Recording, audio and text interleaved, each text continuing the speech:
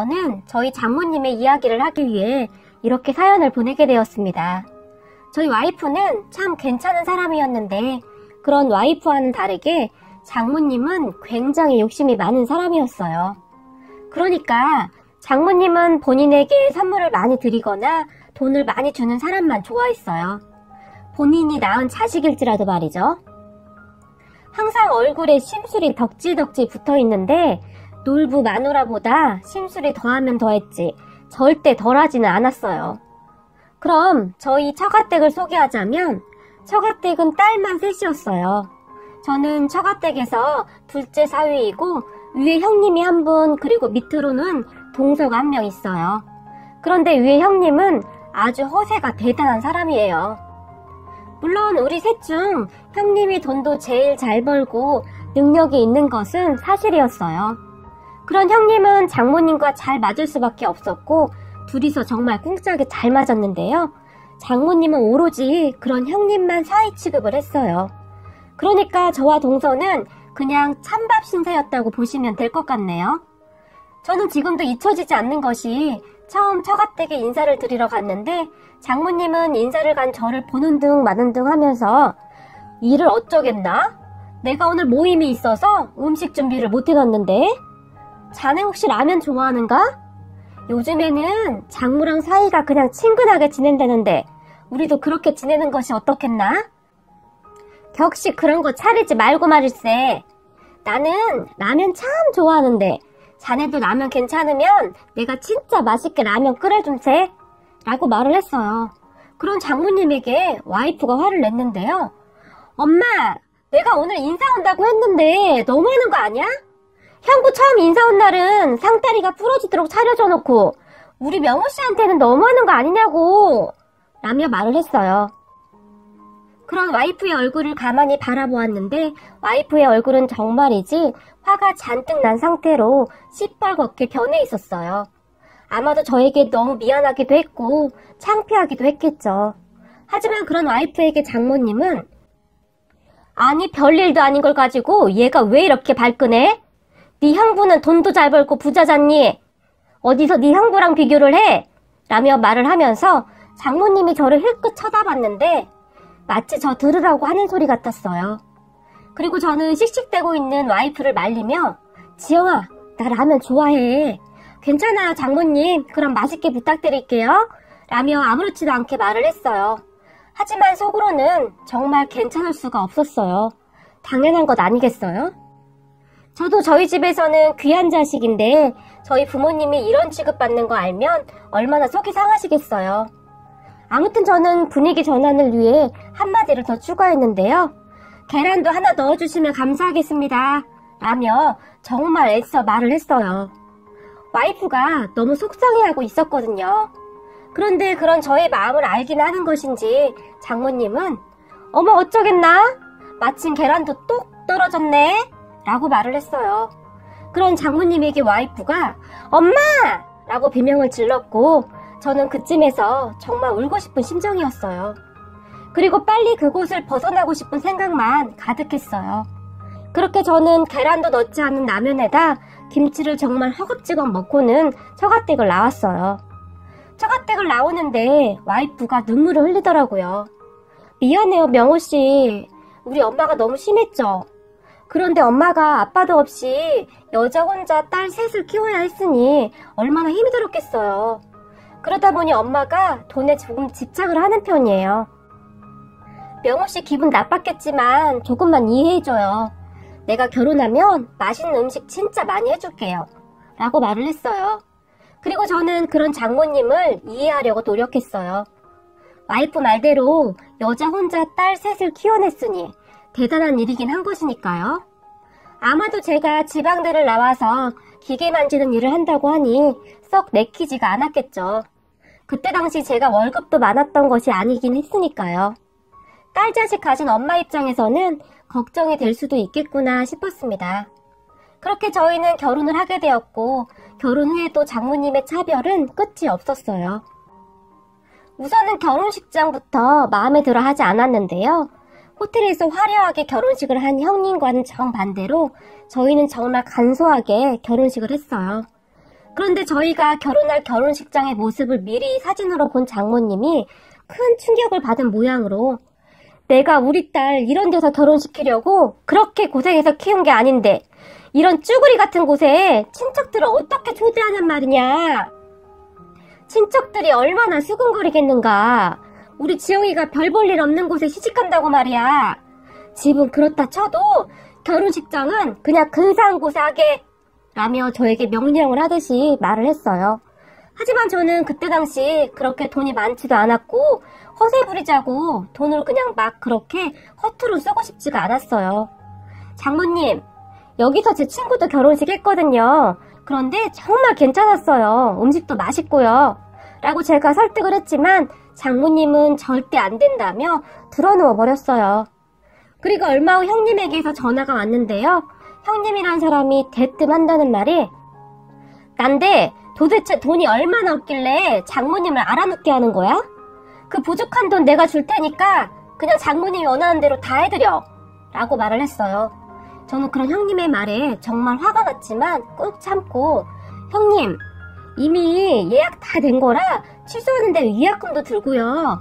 지영이랑 저는 예식장 마음에 들어요. 형님 마음만 고맙게 받을게요 라고 말을 했어요. 하지만 형님은 그런 저의 말에 답답하다는 투로 이렇게 철이 없어서야 결혼식을 둘만 하는 거야?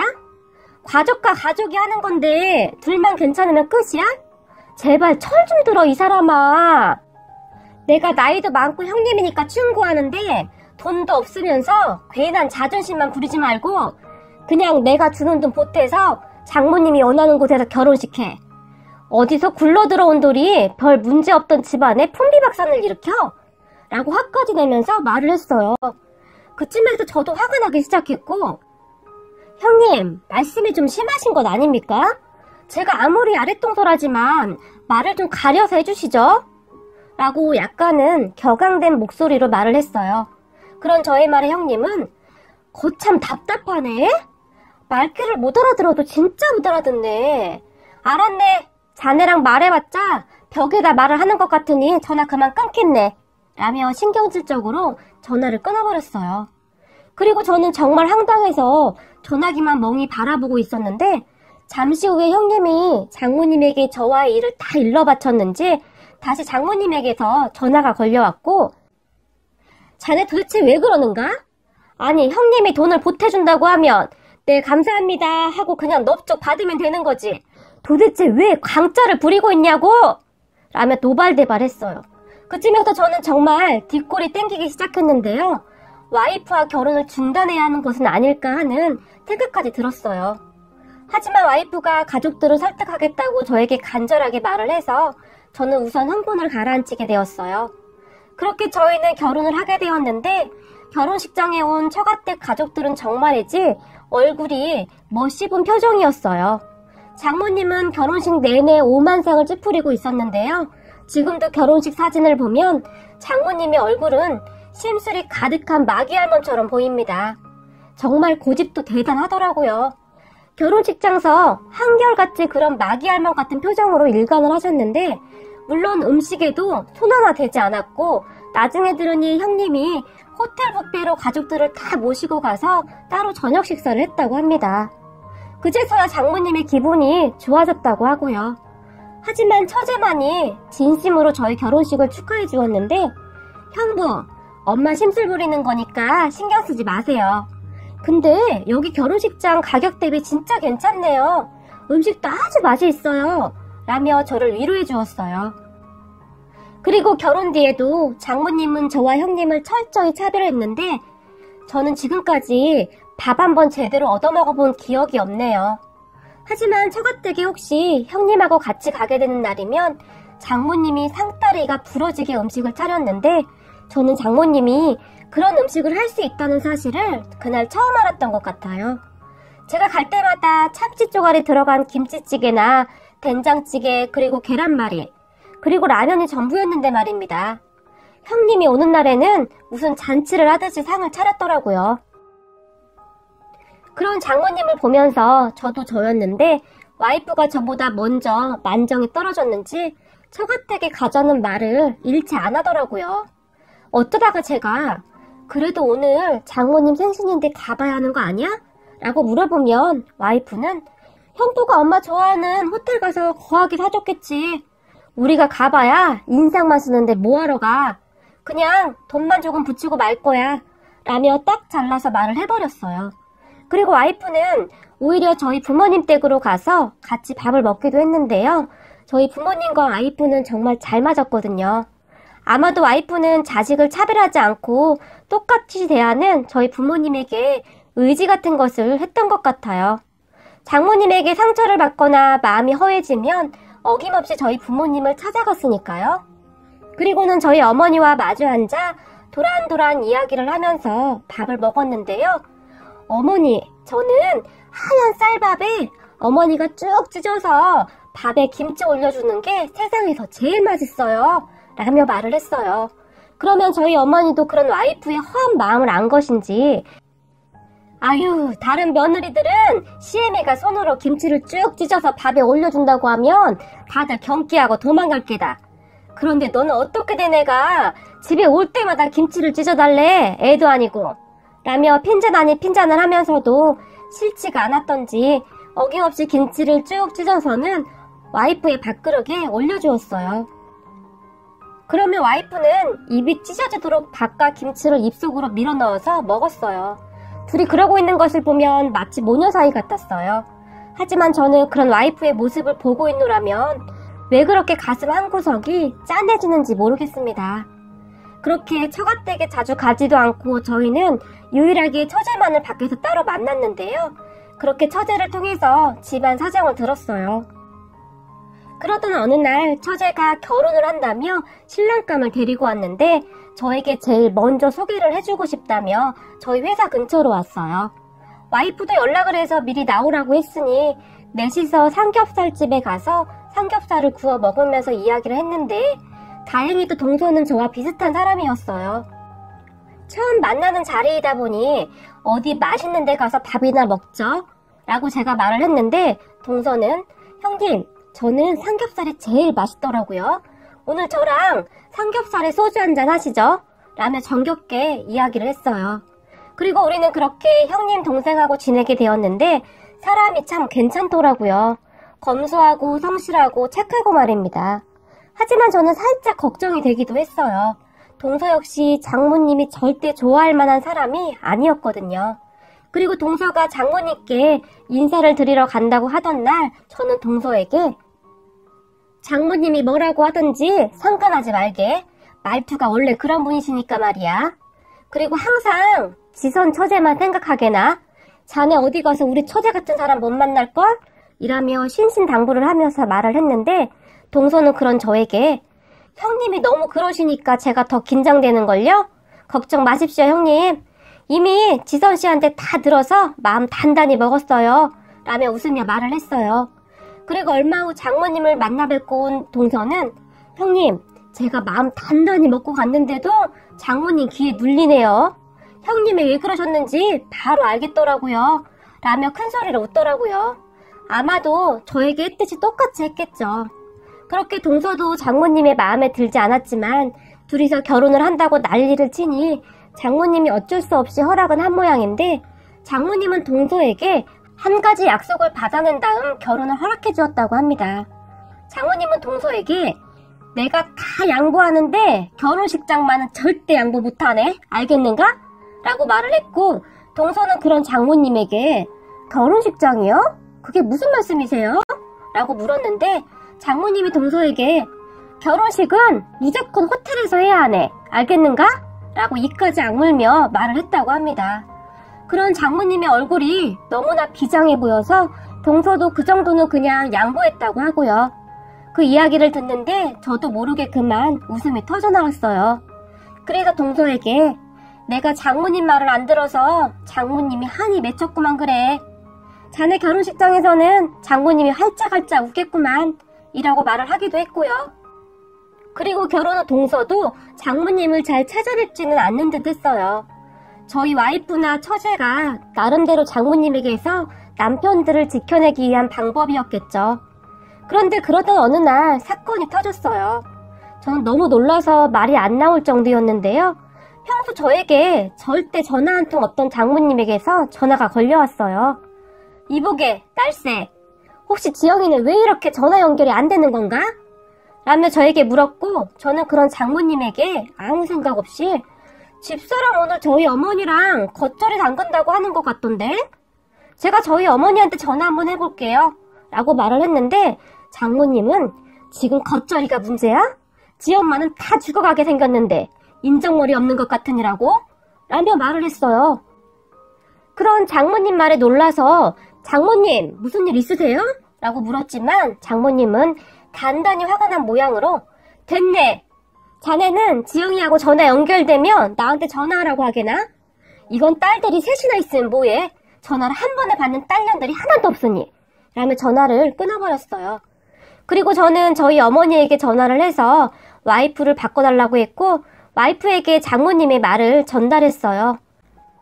그리고 장모님과 통화를 했던 와이프가 놀라서 저에게 다시 전화를 했는데요. 여보, 큰일 났어. 형부가 글쎄 회사 공금을 횡령하고 잠적했대. 라는 충격적인 말을 했어요. 그리고는 제가 제 말을 하기도 전에 와이프는 그래서 경찰이 언니 집에 와서 조사하고 난리가 났나봐. 언니 지금 충격받아 쓰러져서 병원에 입원해 있대. 나 지금 병원 가봐야 하니까 당신 저녁은 어머님 댁에 와서 먹어? 라고 말을 했어요. 그런 와이프에게 저는 무슨 말이야? 지금 밥이 중요해? 나도 처형 병원에 가봐야 하는 거 아니야? 라고 다급하게 물었지만 와이프는 됐어.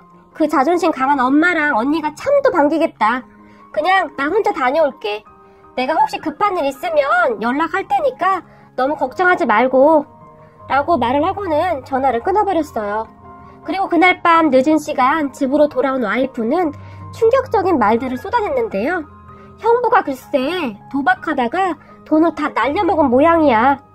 그러다가 집까지 날리게 생겼으니까 회사 공금을 몰래 빼돌린 모양이야. 진짜 제정신이 아닌 것 같아. 이 정도면 금액도 커서 구속이라는데 이제 어떡해? 라며 울먹이며 말을 했어요. 저는 참 충격이 아닐 수가 없더라고요. 그렇게 허세란 허세는 다 부리더니 공금 횡령이라니요. 너무 황당하니 아무 말도 나오지 않더라고요. 그리고 얼마 후 형님은 결국에는 자수를 했고 집행유예를 받아 구속은 면할 수 있었지만 살고 있던 아파트를 팔아 합의를 했다고 합니다. 아파트가 처형과 공동 명의였다는 것이 그나마 다행이었을까요? 적어도 합의는 가능했으니 말입니다. 그렇게 형님네는 정말 아무것도 없이 처가댁으로 이사를 했는데요. 어디 갈 곳이 없었던 것이 형님네 부모님도 합의를 위해 집을 팔고는 조그만 원룸으로 이사를 갔다고 하니 그곳으로 갈 수도 없었고요. 그렇게 형님은 장모님과 한 집에서 살게 되었어요. 하지만 제가 굳이 말을 하지 않아도 아시겠지만 장모님에게 엄청난 구박을 받고 있답니다. 집도 절도 없는 형님을 장모님이 절대 좋아할 리가 없죠. 어느 날 처가댁에 가니까 형님이 밥에 물을 말아서 김치 쪼가리에 밥을 먹고 있었는데 장모님이 그런 형님에게 돈 한 푼 없는 것이 밥은 꼬박꼬박 잘도 처먹는다 그래. 지금 밥이 목구멍으로 넘어가냐? 그게 넘어가냐고? 나 같으면 절대 안 넘어가겠구만. 이라고 말을 하며 형님을 죽일 듯이 째려보았어요. 그렇게 죽이 잘 맞던 두 분이서 거의 원수가 되어 있었어요. 하지만 그 뒤 저를 보는 장모님의 눈빛이 달라졌는데요. 저는 성실하게 돈을 모아서 얼마 전에 집도 하나 장만했고 작긴 하지만 사업장 하나 차려서 운영하고 있어요. 그리고 그동안 꽤 열심히 일한 덕분에 주변에 단골이 많이 생겨서 사업이 꽤 잘 되고 있어요. 그랬더니 장모님 눈빛이 달라지네요. 그리고 가끔 저에게 무슨 호텔 음식이 그렇게 맛나다던데 이번 내 생일날 한번 가줄 텐가? 라고 물었어요. 하지만 와이프는 그런 장모님에게 호텔은 무슨 호텔이야. 지금 언니도 저 모양인데 엄마 제발 정신 좀 차려. 라고 잔소리를 했어요. 그러면 장모님은 꿍시렁거리며 나가버리곤 했고요. 그리고 형님은 몰골이 아주 말이 아니었는데 저만 보면 동서 혹시 1,000원짜리 몇 개 있어? 나 담배가 떨어져서 말이야. 스트레스 받아서 담배라도 피워야 살겠는데 있으면 좀 줘봐. 라고 말을 했어요. 저는 그런 형님이 정말 한심하더라고요. 일자리를 구해도 며칠 가지도 않고 그만두고 항상 핑계만 수두룩했어요. 형님, 이제 담배도 끊으셔야죠. 애들 커가는데 어떻게 하시려고 그러세요? 정 힘드시면 저희 가게라도 나오세요. 제가 지금 장사가 꽤 잘 돼서 형님 월급 정도는 꼬박꼬박 드릴 수 있어요. 라고 말을 했어요. 그러면 형님은 됐네. 그깟 몇천 원이 그리도 아까운가? 그리고 나는 그런 기름 냄새 나는 곳에서 일을 해본 적도 없어. 감히 나한테 그런 잡일을 시키려고 그러나? 나도 곧 취직할 테니까 걱정 말게나. 라고 화를 내곤 했어요. 저는 그런 형님이 정말 한심했고요. 처형은 자식들 키워야 한다며 그 자존심에 여기저기 닥치는 대로 일을 하고 있거든요. 그런데 가장이란 사람이 저러고 있으니 한심할 수밖에요.